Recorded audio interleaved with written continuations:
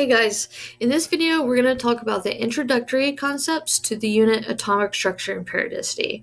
So this unit is relatively short, so it won't take us very long to cover in class. So we're going to start with talking about introductory concepts with atomic structure only. We'll get into periodicity later on in the class. So the first thing we want to cover is electromagnetic radiation. So electromagnetic radiation, what it's defined as is when you have oscillating electric and magnetic fields. So you have electric fields that are coming from electric current, you have magnetic fields, which is coming from the magnetic capabilities that things have. And when those oscillate, meaning moving back and forth upon one another, you have what we call electromagnetic radiation. So you might be familiar with some of this. Gamma rays, obviously that's what made Hulk who he is, the green machine, you know. So you have gamma radiation, you have X-rays, ultraviolet light, visible light, infrared, microwaves, and radio waves. So you guys might be familiar with some of these things here. So here's what you need to know about the electromagnetic spectrum. These electromagnetic spectrums are different, have different energy levels, okay? The highest energy is gamma radiation. So gamma rays are very high in energy. The lowest energy are radio waves, specifically AM radio waves. So you have FM and AM. You know how AM is really hard to pick up, even though none of us really use our radios anymore. We always use Spotify, iHeart, whatever else. But if we were to actually listen to those radio stations and try to listen to an AM station, those stations go in and out very quickly. It's because they're not very high in energy. Even the visible light, the light that we see, has a difference in energy. So red is the lowest energy color, and purple is the highest energy color. And the way we look at the increasing energy of the colors is you talk about Roy G. Biv: red, orange, yellow, green, blue, indigo, which is not really color, violet. Violet is the most energetic, red is the least energetic. So all of these guys have different ranges of energy. For multiple choice and things like that, you need to know the relationship between these, like from highest to lowest energy, and what causes that. Well, what causes that is you have wavelengths and frequency. Wavelength, let's talk about down here and we'll relate it to our electromagnetic spectrum. Wavelength is denoted by that little L there, didn't transfer like it should. This is the symbol for lambda, okay? It looks kind of like a funky upside down Y or something like that. So lambda is wavelength. And basically, a wavelength is exactly what it sounds like. It's the length of a wave. So what I see here, you see these little things, this would be a wave. It is from crest to crest or trough to trough. If you kind of think about it, a crest is the peak of a wave and the trough is the bottom portion of the wave. So this distance right there, that is a wavelength.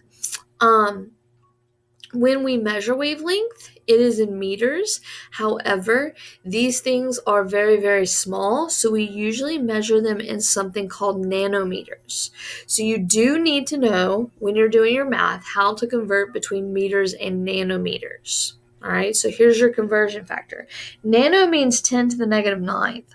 So 1 nanometer, that's nanometer there, is equal to 1 times 10 to the negative 9th meters.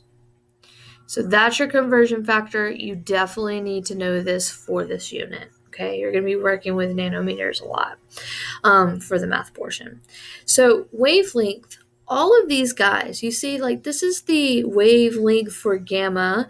This is the wavelength for radio waves. So as we said, there are difference in energy, right? A difference in energy levels. Well, one of the reasons why is because these guys have a shorter wavelength than this. So wavelength is increasing as you go in that direction. Energy, however, is increasing in that direction. Now, Frequency is like the number of waves that pass through a certain amount of time. And so you'll see here, if I look at this section here where there's a shorter wavelength, then the frequency is greater, okay? So the relationship between frequency and wavelength is inversely related, okay? Frequency can be given in like several different symbols. Wavelength we said was lambda. Well, frequency can be written as an F, a fancy F. Usually physicists give the F. For chemists, however, we use the symbol nu, which is like a fancy V. Okay, so that's our symbol for frequency. What it is, units is in 1/seconds or hertz. Those are the same thing. So 1/seconds or hertz is the unit that we use for that.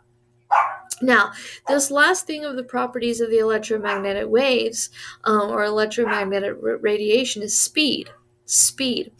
All of these travel at the same speed. That speed is the speed of light, which some of you might already know, especially you physicists out there, 3 × 10⁸ meters per second is the speed at which all of these travel. So because they have the same speed, that's why they have different wavelengths and frequencies there, because the wavelength and frequency are inversely related. All right, so looking at that, let me scroll down. Let's look at the rest of this page here. So we know the properties. You see here that we have a picture of long wavelengths, shorter wavelengths. Wavelength and frequency have an inverse relationship. So as frequency increases, that means that your wavelength decreases. And as frequency decreases, that means that your wavelength increases. So the relationship between all of these properties, C, which is the speed of all electromagnetic radiation, every single one of those that you see there, is equal to wavelength times frequency. This is an equation that you will have to use, and it's very simple, okay? Because this is in meters per second, this lambda must be in meters, and so you see why we might have to convert between meters and nanometers. And then frequency is 1/seconds, and so that's where we get our speed of light, speed of all electromagnetic radiation, which is in meters per second. So they might give you a wavelength, you have to find a frequency, or give you a frequency, you might have to find a wavelength. All right, so that's all waves, electromagnetic radiation, and things like that. They can ask some multiple choice questions, or you might have to do some math. So moving on to the nature of matter. For the nature of matter, we have the quantization of energy, dual nature of light, and Heisenberg's uncertainty principle. So let's talk about what each of these mean. There's a lot of vocabulary in this unit, so the more vocabulary you're familiar with, the easier it will help you with multiple choice questions. So how does this electromagnetic spectrum, how does that transfer to what we're learning in chemistry? Well, due to the fact that there's been some quantum mechanics and things where we've gone deeper and deeper into chemistry, we've learned that your electrons in an atom, they can jump energy levels. Okay, so let's say you have the first energy level there, second energy level, third energy level. So this is inside an atom, okay? So these electrons tend to hang out in different energy levels. Well, let's say our little electron is right here in this first energy level. Those electrons are never just stationary. They never just stay there. What's happening is these electrons are moving all different ways, okay? So what's happening is this electron will never stay in this energy level. It could potentially jump to the second energy level, or it could potentially jump to the third energy level. But in order to do that, it has to absorb energy, right? This first energy level is lower in energy than the second energy level. So in order to get from a low to a higher energy, you must absorb energy, right? This is stuff that we've talked about, even like kind of relating it to thermochem. Well, in order to jump this energy level, it can't just be like, oh, okay, I'm just going to absorb 1 joule and then I can go to the second level. You have to meet a certain amount of criteria. Think about like when you go to college, right? In order to be classified as a sophomore, as a freshman, you have to take a certain amount of credits and then you can jump up to the next level. Well, then as a sophomore, you have to take a certain amount of credits from there and then you jump up as a junior. Same idea. That is what the quantization of energy is. In order for this electron to get to the next energy level, it has to absorb a certain amount of energy to get to the next level. Once it's at this energy level, then it's going to have to absorb even more energy to get to the next level. So that's what we call the quantization of energy. And we can actually relate this in a mathematical equation. E stands for the energy there. H is something known as Planck's constant. So let me give you that constant there. That constant is 6.6 times 10 to the negative 34 joules times second. And this is on your equation sheet, so you don't have to worry about memorizing it. So H will also always be Planck's constant, which is 6.6 times 10 to the negative 34 joules times seconds. So now that we have this there's also one thing that is related to frequency. So energy equals to Planck's constant times frequency. So that's the relationship between this here. Because frequency is 1 over seconds, guess what our unit of energy will be? Yes, it will be in joules. So if we need kilojoules, guess what we need to do? Divide by 1,000 to convert. So how could we potentially do the math for this unit? Well, I could potentially be given a wavelength and ask for the energy. Well, if I know wavelength, I know C is always going to be 3 times 10 to the 8th meters per second. So I have to make sure my wavelength is in meters and solve for frequency. And once I know frequency, I can plug it in to this equation to figure out the amount of energy that that particular thing has, whether it be the energy of an electron moving energy levels or something, or even just the energy of the electromagnetic spectrum, something on the electromagnetic spectrum scale by itself. Okay, so dual nature of light, that is our next thing. Dual nature of light means that light can behave as both a particle and a wave. So light is a particle and a wave. The way that we actually look at light, which is the electromagnetic spectrum in chemistry, is more of the wave sense, but it can also act as a particle. The next thing we need to know is Heisenberg's uncertainty principle. So this relates to our electrons here. We know that they can move energy levels. We know that they move around. We know that they mainly reside in different energy levels, but we never really know where those electrons are. So here's what Heisenberg's uncertainty principle says. We never know really the exact location of electron. We just kind of know like a general probability of where we can find them. And that is our energy levels that we have. Sorry, my cat's knocking down some stuff. So if we were to take a radial probability,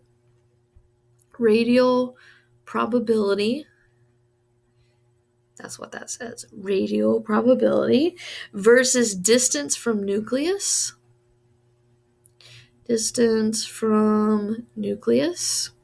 we'll get something like this. And so we can kind of figure out the distance from the nucleus in which we'll have the greatest probability of solving for those electrons. And how that translates is to our idea of what these atoms look like.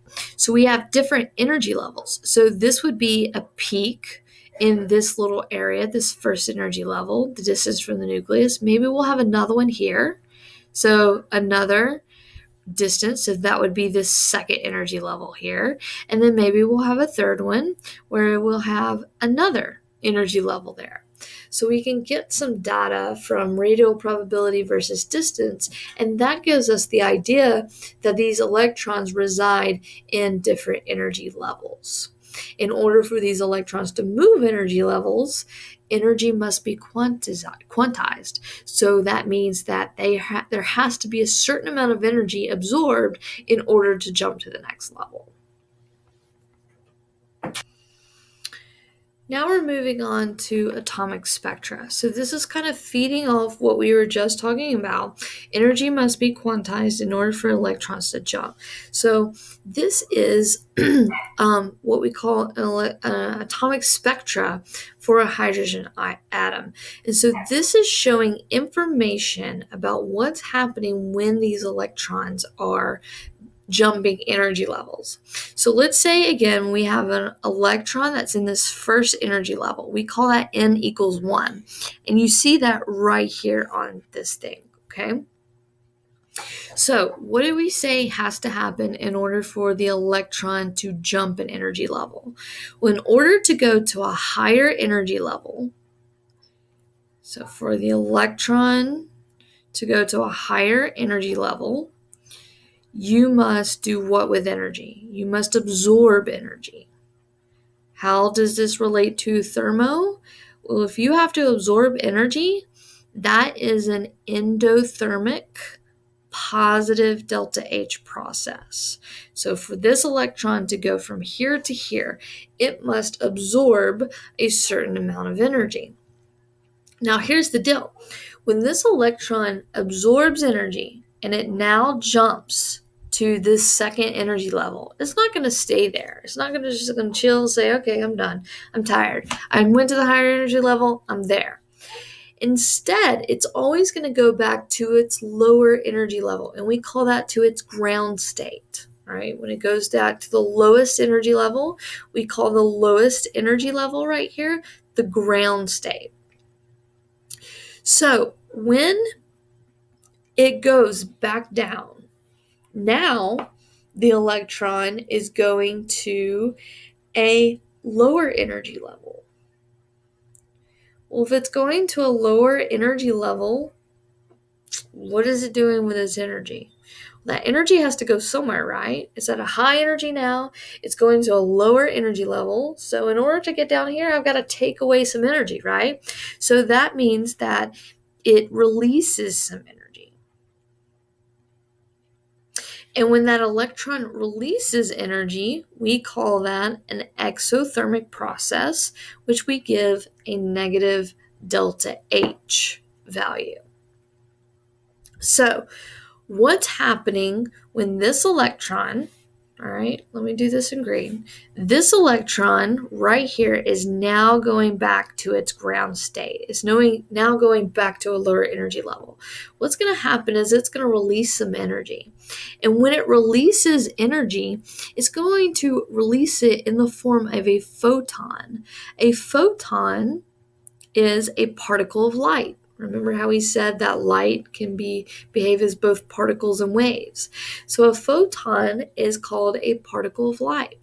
Well, depending on how much energy that this is released, it can give off different colors. Do you guys ever remember doing what we call the flame test? Maybe you did the flame test in middle school. Maybe you did the flame test in pre-AP. What you did, you basically took a stick of some salt and you put it in the flame and you saw different colors. Well, why is that? What are the different colors representing? Well, for instance, if I were to take potassium, so some sort of potassium salt, and I were to stick it in a flame, it will give off a purple light. Well, what's happening there? It's all this principle here. You probably did it. Ah, crap. What did I do? Hold on a minute. Let me pause. Let me get back. I don't know what I did. I apologize. Something bad happened, so my screen went kaput, but here I am again. So we were talking about the potassium.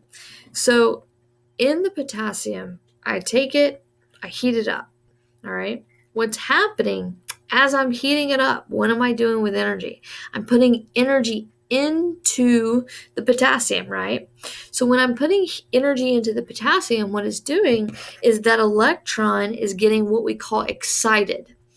When an electron gets excited, this is a term that they actually use, what it means is that that electron is jumping to a higher energy level. So the electron is jumping to a higher energy level in the excited state. Because it's absorbing energy, where is it absorbing energy from? From the flame. Now, that electron is not happy here. Okay, it wants to go back down to its ground state. So when it goes back to its ground state, that means that it's going to a lower energy level. Well, as a result, when it's going to a lower energy level, it releases energy, right? When it releases energy, it's going to release it in the form of light. How much energy it releases depends on what color of light you get. So think back to that electromagnetic spectrum that we talked about at the very beginning of this video. If potassium gives off a purple light, is that a lot of energy that it's giving off or just a little bit? Purple is very energetic, right? It's the highest energy light wave that we get, or visible light wave that we get. So if potassium is giving off purple light, then that means it's releasing a lot of energy. If I have something that was giving off red light, then it's not releasing that much energy. So there's a couple of things that could be that, right? These electrons don't have to just go one energy level, right? Think about it. If you take enough credits in high school and stuff, you could potentially bypass the freshman state and go to the sophomore state, right? You could take all kinds of credits your freshman year, and then you can bypass being a sophomore and be a junior status in college. Well, you don't have to go to just one energy level at a time. So what if I have an electron, let me do this one in blue, that's at this first energy level, and it jumps all the way to that level, and then it jumps back down. Guess what? It has to release a lot more energy in that case. So according to how much energy transitions that we have, electron transition, that is the color of light. Let's look at this little thing here. You see how this one is just jumping one energy level, going from 3 to 2. It's going to release light in the form of red because it's low in energy. If I have to go 2 energy levels from 4 to 2, I'm going to release a little bit more energy in the form of visible light, which would be green. Green is more energetic. And then if I go from 5 to 2, my electron again is jumping down energy levels, that's what this is representing, then maybe it's releasing light in the form of blue, which is way more energetic. And then potentially if I'm going from the 6th energy level to the 2nd, I'm releasing even more energy, right? Which is the highest energy of visible light spectrum, which is purple. Now you actually have some stuff, and if you remind me in class, I'll show you this. But you also have something that can release ultraviolet light. Welders, they have to use those welding masks and stuff like that because some of the parts that they weld, because they're heating it up just like you did in your flame test whenever you did it, whenever you're welding, you're heating up these metals, right? And metals have electrons in them. And because they have electrons in them, when those electrons are getting in the excited state, they're absorbing energy from the heat. And, hey Luna. And then when those electrons go back down, they have to release energy, right? In the form of light. Well, some things, especially magnesium, I can show you this, can release ultraviolet light. And so it's very bright. The reason why they have to wear those welder's masks is to keep them from looking at the ultraviolet light because it could burn your retinas and stuff. Not good, all right? So that's what's happening with the atomic spectra. Now let's go to our last thing in the video, which is atomic orbitals. I just want to talk about like the shapes and where we get some certain things. Then in the next video, we're going to talk about electron configurations. Actually, scratch that. I'm going to save atomic orbitals for when we talk about electron configuration. So that'll be in the next video.